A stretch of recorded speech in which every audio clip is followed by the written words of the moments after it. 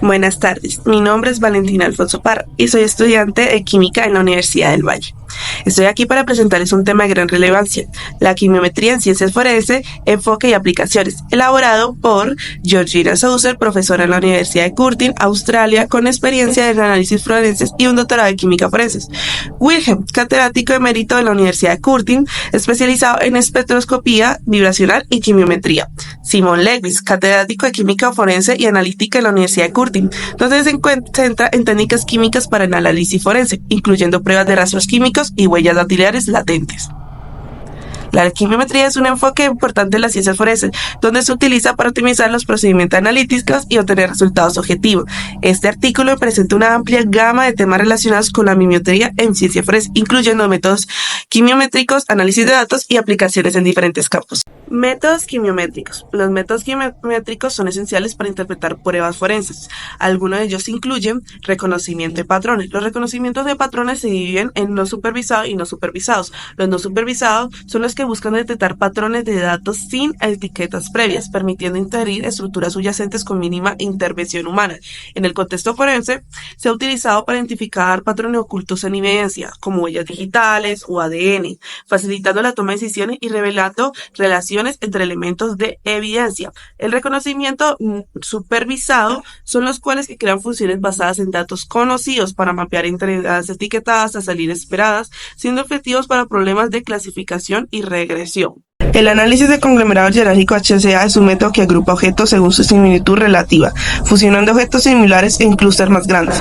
Esa técnica se utiliza para identificar patrones y relaciones en los datos, los cuales pueden ser visualizados mediante un endograma.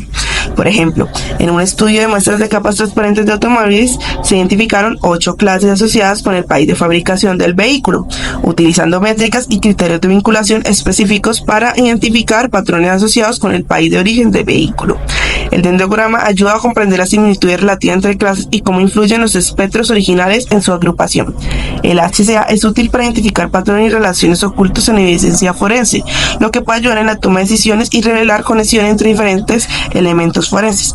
Desventaja: el HCA requiere la selección de métricas y criterios de vinculación específicos, lo que puede influir en los resultados. Además, el tamaño de los clústeres y la distancia entre ellos no siempre son fáciles de interpretar. El análisis de componentes principales PCA es un método que reduce la dimensionalidad de datos complejos identificando las principales fuentes de variación. Por ejemplo, al aplicarlo a los espectros ATR, GTIR de los lápices labiales. El PCA resultó en la piel labial Chardonnay Orange de labio en el que espacio de componentes principales con una notable carga positiva en la región de 3.300 centímetros a la -1, correspondiente al estiramiento de hidróxido. La alta absorbancia en esta región sugiere la presencia de agua y de butilenglicol como cosolventes en la formulación de la biota, indicando una composición química distinta en comparación con otras muestras de lápiz labial analizadas. El PCA es útil para identificar patrones y relaciones ocultas en evidencia forense, lo que ayuda en la toma de decisiones y revelar conexiones entre diferentes elementos forenses. Desventaja: el PCA puede verse afectado por la presencia de ruido de los datos, selección de los componentes principales. Además, la interpretación de los componentes principales puede ser subjetiva y depender de la experiencia del analista.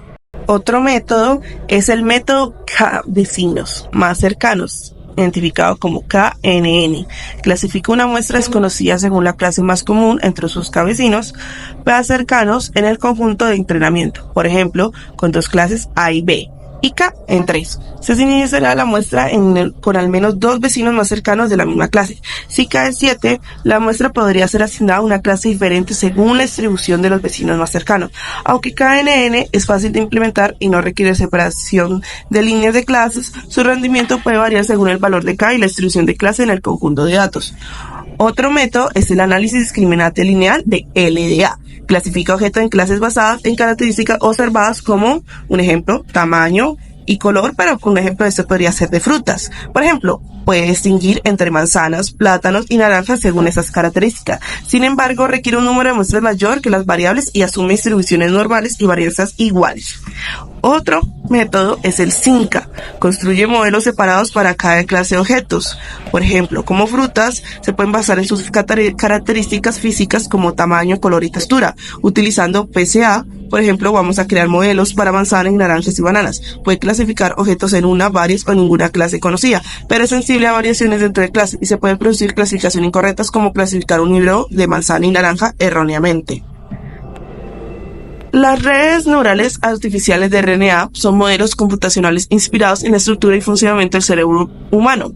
Consisten en nodos interconectados que procesan información. Por ejemplo, imagina que estás entrenando una RNA para reconocer imágenes de perro. Inicialmente, la RNA hace predicciones sobre las imágenes y ajusta sus conexiones internas basándose en los errores cometidos. Con el tiempo y suficientes ejemplos de imágenes de perro, la RNA mejorará su capacidad para reconocer correctamente esas imágenes. Sin embargo, la falta de transparencia en las capas ocultas de RNA puede dificultar la comprensión de cómo llegar a sus conclusiones, lo que limita su aplicación en campos como el análisis forense.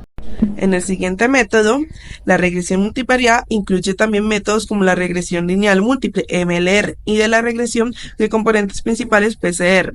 En MLR se establece relación entre múltiples variables predictorias y una respuesta dependiente.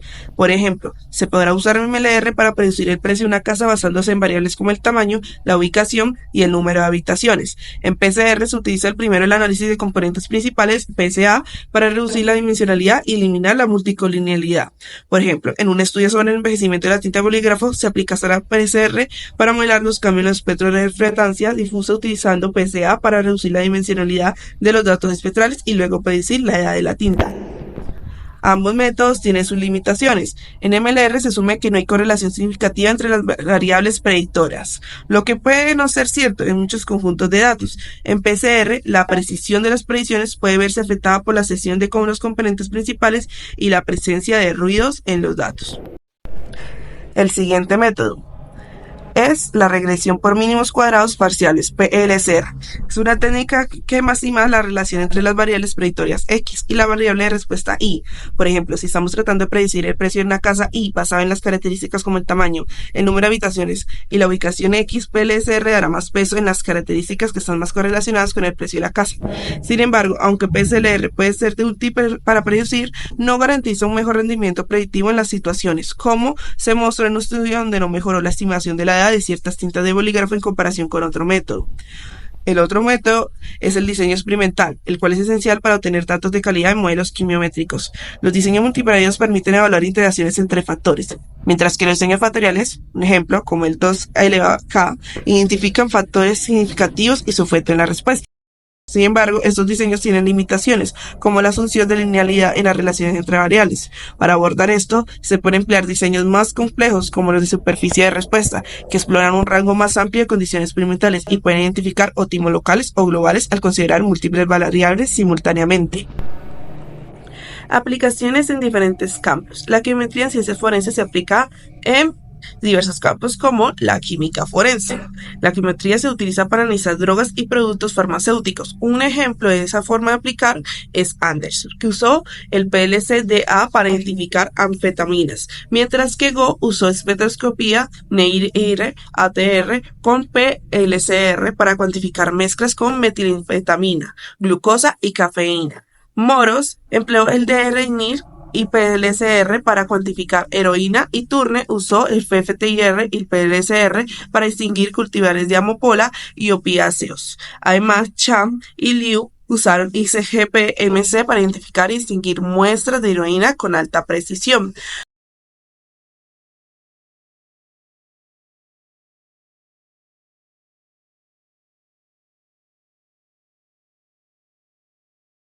Y detectando variaciones metabólicas. Otro campo de la quimiometría forense es la toxicología forense, que se emplea métodos de diseño experimental para mejorar la separación de drogas en muestras biológicas. Por ejemplo, HO aplicó métodos de diseño experimental para mejorar la separación de drogas en muestras biológicas, obteniendo una resolución mejorada y un tiempo de análisis más corto.